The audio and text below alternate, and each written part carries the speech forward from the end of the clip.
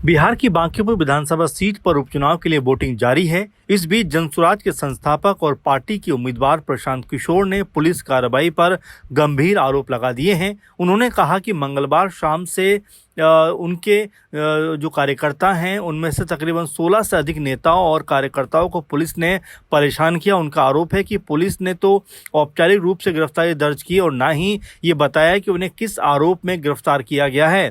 प्रशांत किशोर ने कहा कि हिरासत में लिए गए नेताओं को पहले अलग अलग थानों में रखा गया, बाद में उन्हें दानापुर ले जाया गया। जब मीडिया और पार्टी के लोगों को इसकी जानकारी मिली तो उन्हें फिर शाहपुर थाना शिफ्ट कर दिया गया। उन्होंने कहा कि यदि किसी ने कानून का उल्लंघन किया है तो उसके खिलाफ मुकदमा दर्ज होना चाहिए, लेकिन बिना किसी स्पष्ट आरोप के नेताओं को हिरासत में रखना लोकतांत्रिक प्रक्रिया के खिलाफ है। उन्होंने आरोप लगाया कि पुलिस राजनीतिक दल की तरह काम कर रही है और बीजेपी एवं राज्य सरकार की मदद करने के उद्देश्य से जनसुराज के कार्यकर्ताओं को चुनावी गतिविधियों से दूर रखने का प्रयास किया जा रहा है।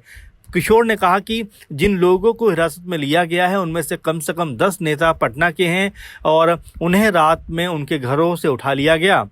प्रशांत किशोर ने बीजेपी पर चुनाव को प्रभावित करने की कोशिश करने का भी आरोप लगा दिया। उन्होंने कहा कि पहले बीजेपी ने अपने विधायक, सांसद, मंत्री और नेताओं तथा कलाकारों को प्रचार में उतारा, लेकिन सफलता नहीं मिली। इसके बाद एनडीए के सहयोगियों को भी मैदान में लाया गया। उन्होंने यहां तक कहा कि एक बीमार नीतीश कुमार का एक फर्जी वीडियो जारी करने की कोशिश की गई, लेकिन ये भी विफल रहा। उन्होंने बताया कि 2 दिन तक उन्होंने घर घर जाकर पैसे बांटे। बिहार के बच्चों के भविष्य का मूल्यांकन प्रति वोट मात्र 1000 से 1500 रुपये किया, फिर भी कुछ काम नहीं आया।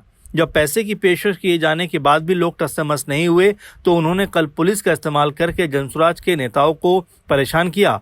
उन्होंने कहा कि पार्टी के कार्यकर्ता रात 3 बजे तक थाने में बैठे रहे, लेकिन इससे जनसुराज के चुनाव अभियान पर कोई असर नहीं पड़ेगा। उन्होंने कहा कि मतदान की शुरुआत हो चुकी है और प्रत्येक बूथ पर पार्टी के पोलिंग एजेंट मौजूद हैं। इस दौरान प्रशांत किशोर ने भाजपा द्वारा फर्जी मतदान रोकने के लिए मतदान पहचान पत्र की सख्त जांच की मांग का स्वागत किया। उन्होंने कहा कि लंबे समय बाद बीजेपी ने एक सकारात्मक कदम उठाया है और जनसुराज इसका समर्थन करता है। बांकीपुर विधानसभा के नतीजों को लेकर पूछे जाने पर प्रशांत किशोर ने कहा कि वो 200% यहाँ से चुनाव जीत रहे हैं। अब देखना ये होगा कि जब 3 अगस्त को परिणाम सामने आएंगे तो प्रशांत किशोर या बीजेपी या फिर आरजेडी के किस दल के प्रत्याशी को यहाँ पर जीत मिलती हुई दिखाई पड़ती है।